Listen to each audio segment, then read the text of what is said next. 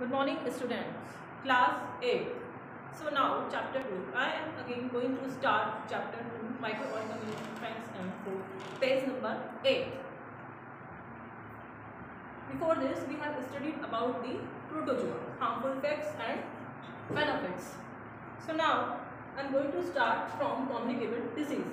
Actually, what is communicable disease?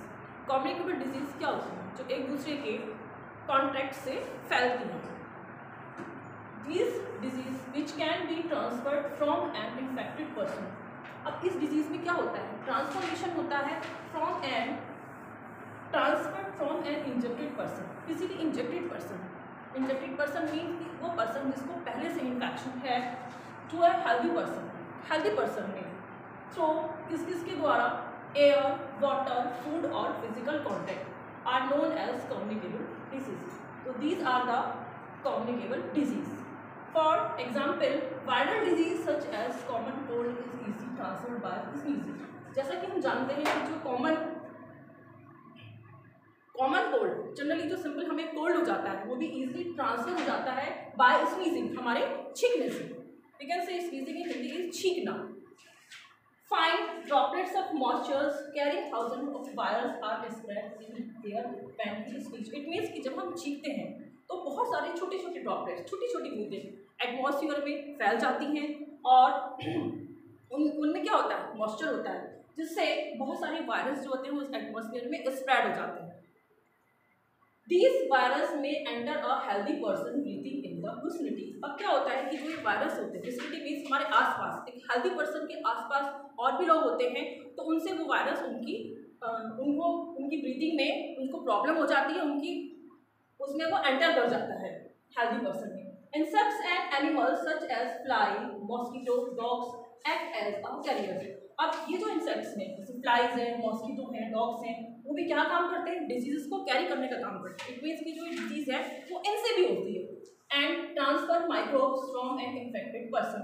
और इन microbes का transfer होता है किससे? इन्फेक्टेड पर्सन से एक हेल्दी पर्सन में. So anopheles mosquito are a carrier of malaria. So अब एनाफिलस मॉस्किटो क्या काम करता है? मलेरिया का कैरी करने का कारण बनता है. मींस मलेरिया किससे होता है? एनाफिलिस मॉस्किटो से.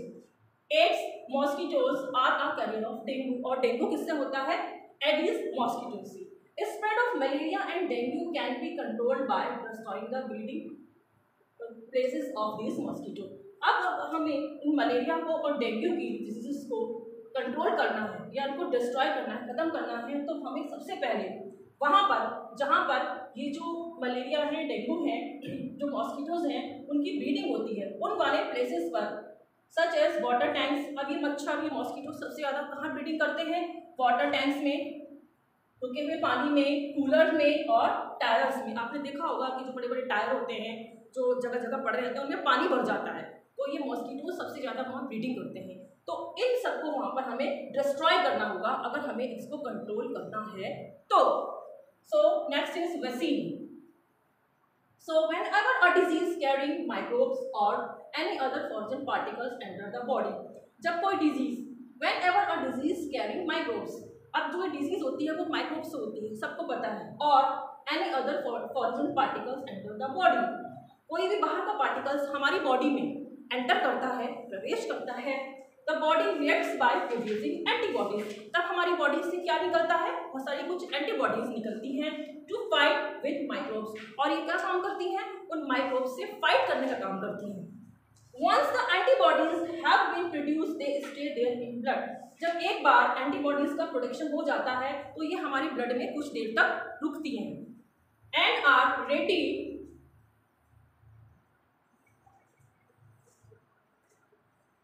and fight in case of subsequent encounter. और वो उसको एनकाउंटर करने का भी काम करती हैं.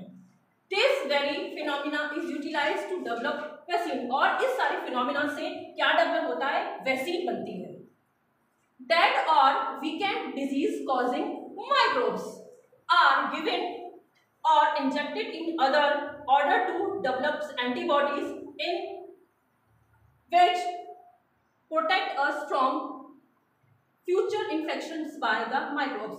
अब होता क्या है कि जो हमारे ये माइक्रोब्स होते हैं, माइक्रोब्स के कारण we can say microbes in Hindi रोगाणु। इन रोगाणुओं की वजह से जो डेड मरे हुए और वीकेंड जो डिजीज होती है वो क्या होता है कि किसी बॉडी में, शरीर में, किसी भी इंडिविजुअल बॉडी में किसका इंजेक्शन दिया जाता है, एंटीबॉडीज का डेवलपमेंट करने के लिए कि उनकी बॉडी में एंटीबॉडीज उनकी बॉडी में बन सके तो उनको एक इंजेक्शन दिया जाता है और फिर वो क्या काम करता है, विच protect us from future infection. वो हमारा प्रोटेक्शन करती है एंटीबॉडीज ताकि हमें फ्यूचर में कोई भी इन्फेक्शन ना हो सके, इन माइक्रोब से हमें कोई भी इन्फेक्शन ना हो सके। सो दीज डेड और weekend microbes constitute a vaccine. और ये डेड और वीकेंड माइक्रोब्स क्या बनाते हैं, एक वैक्सीन को बनाते हैं। And this phenomena is known as vaccination. और इस पूरे स्ट्रक्चर को हम क्या कहते हैं, vaccination. We can say vaccination in Hindi is टीकाकरण। So several disease such as smallpox, चेचक have been eradicated by vaccination. Several diseases, बहुत सारी डिजीज होती है, जैसे उनमें से एक है स्मॉल पॉक्स, उसको खत्म किया जाता है इस वैक्सीनेशन के द्वारा, इरेडिकेट मतलब उनका नाश करना। Several vaccines are given in childhood to prevent diseases. आपने देखा होगा कि जब बच्चे बहुत छोटे होते हैं, न्यू बॉर्न से लेकर कुछ टाइम तक छोटे बच्चों को बहुत सारे वैक्सीन लगते हैं, टीके लगते हैं। वो किस लिए? Several vaccines are given in childhood. Childhood में बहुत सारे वैक्सीन टीके लगते हैं टू प्रिवेंट डिजीज। किससे? डिजीज को रोकने के लिए, ताकि उनके बीच में कोई बीमारी ना हो, सच एज मीजल्स, कॉलरा, खसरा, हेपेटाइटिस, मम्स, ETCR, ये सारी डिजीजेस को रोकने के लिए। Campaign such as pulse polio, आपने देखा होगा कि बहुत जगह कैंपेन लगती है पल्स पोलियो अभियान की। उसमें क्या होता है, टू इरेडिकेट पोलियो को खत्म करने के लिए must be undertaken a large scale. बहुत बड़े लार्ज स्केल में क्या एक कैंपेन चलती है। आपने देखा होगा कि घर घर में पोलियो की ड्रॉप्स भी पिलाई जाती है, किस लिए? पोलियो को खत्म करने के लिए। Thank you.